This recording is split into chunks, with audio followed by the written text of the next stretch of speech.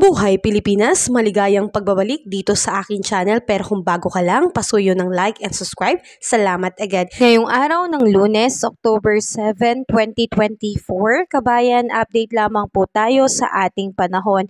Sa ngayon, kabayan, ay meron po tayong minomonitor na dalawang sama ng panahon sa loob at labas ng Philippine Area of Responsibility. Unahin na po natin, kabayan, ito pong low pressure area na namataan malapit po sa west-northwest of Coron, Palawan. Ito po, kabayan, ay nakapaloob po sa Intertropical Convergence Zone o ITCC, kaya naman ito po ay nagpapaulan lalo na po dito sa malaking bahagi po ng Palawan, ganun din po sa ilang bahagi ng Metro Manila, kasama din po ang Bicol Region. So apektado po nitong pinagsamang puwersa ng LPA at Intertropical Convergence Zone.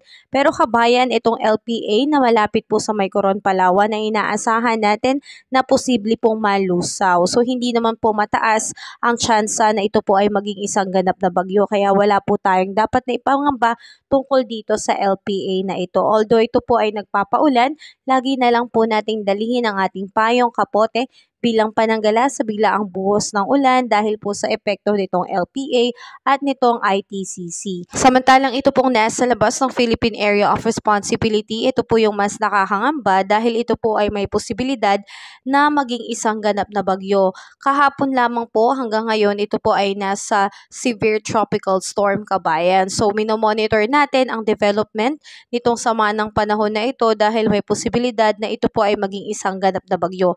Ito po ay namataan dito sa labas ng PAR sa east of northern Luzon. Although malayo po ito sa ating landmass, pero hindi po natin tinatanggal ang tsansa na ito po ay posibleng pumasok sa border ng PAR. Kung magkaganon man, kabayan, ito po yung tatawagin nating bagyong Christine. So patuloy po tayo maging updated sa galaw at development nitong mga sama ng panahon sa loob at labas ng Philippine Area of Responsibility. Samantalang, kabayan, asahan po natin na patuloy pa rin pong naapektuhan ng pinagsamang puwersa ng LPA at ITCC, ito pong Metro Manila, Calabarzon, Mimaropa, Bicol Region at Visayas. So asahan ang pagkakaroon ng cloudy skies with scattered rains and thunderstorms. So ingat tayo, kabayan, dahil posibilidad po ng pagbaha and landslide ay nariyan. Samantalang apektado naman po nitong easterlies ang Ilocos Region, Cordillera Administrative Region, Cagayan Valley, and Central Luzon.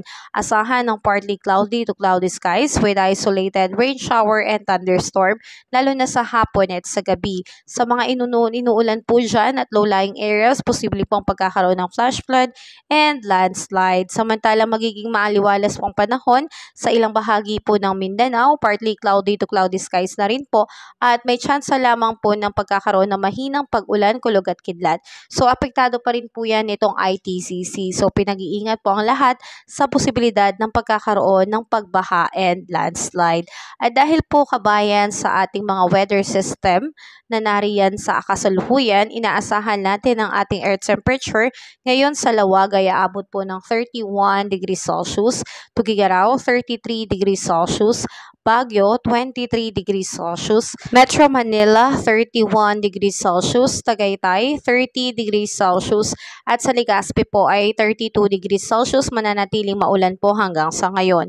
At dito naman po sa may Puerto Princesa, abot po ng 33 degrees Celsius, ganun din sa Iloilo, Tacloban, Cebu, Cagayan de Oro 32 degrees Celsius, Zamboanga Peninsula at Davao po ay aabot po ng 33 degrees Celsius. So mga kabayan, patuloy po tayo mag-ingat at maging updated dahil meron na po tayong minomonitor na dalawang sama ng panahon sa loob at labas ng Philippine Area of Responsibility. Kaya patuloy po tayong manalangin sa ikabubuti at iligtasan ng bawat isa. So ingat tayo, kabayan. Have a safe day po sa lahat. Salamat, kabayan. Kabayan, kung nakatulong sa iyo ang video na to, huwag mo namang kalimutang mag-like and subscribe at pasuyo na rin po, pahit na rin po ng notification bell para updated ka sa mga susunod ko pang weather update. Muli, maraming salamat. Ingat. God bless po, kabayan.